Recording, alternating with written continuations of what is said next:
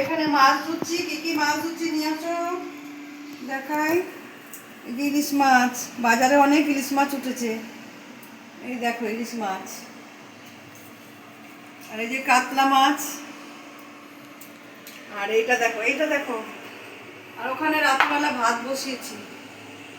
আর এই যে এই মাছটা কেটে আনতে বলেছিলাম, কেটে নিয়ে আসেন, কাটতে হবে কালকে আমার। আর এখন মাছটা ধোবো। মাছ যত ধোবে তত মিষ্টি, আর মশলা যত করবে তত তরকারিতে স্বাদ। তো আমার ঠাকুমা বলতেন এই কথাটা, তাই তোমাদের খুব জানিয়ে দিলাম। তোমরা যদি কেউ না জানো এইভাবে করবে, যত মাছ ধোবে তত ভালো। অনেক ভাত হয়ে গেছে, পুকুর দেবো। তো এই দেখো মাছে নুন হলুদ মাখিয়ে নিয়েছি, আর এই যে কড়াই বসিয়েছি। আলুটা সেদ্ধ বসিয়েছিলাম, সেদ্ধ হয়ে গেছে।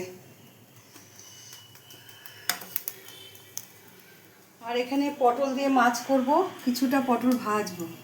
আর এই যে পেঁয়াজ কেটেছি, ভাতার উপর দিয়েছি। দেখো কি নতুন টেকনিক, পটল ভাজ।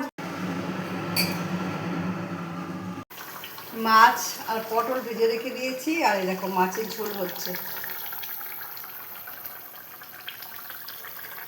দিচ্ছি এখানে ভাত আর পটল ভাজা নিয়ে নিয়েছি। দেখো গামলার মধ্যে তো ভাত রয়েইছে, আর এই যে মাছের ঝোল, আর এখানে রয়েছে চাটনি। আমিও ভাত বেড়ে নিয়েছি, রাত তো হয়ে গেছে অনেক, খাওয়া দাওয়া ছাড়বো এখন। চাটনি দিয়ে দেবো বাটির মধ্যে, জল দেবো না, দাঁড়া গ্লাসে করে জল দিয়ে দেবো। এই গ্লাসটা এখানে ছিল, আবার হয়ে গেল।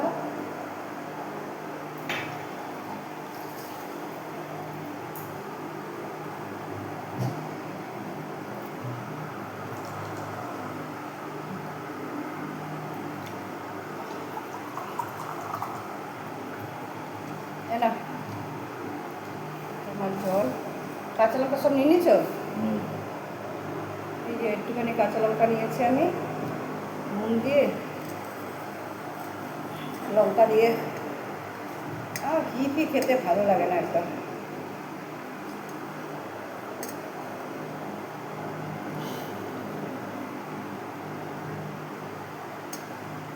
ঝাল আছে লঙ্কাটা।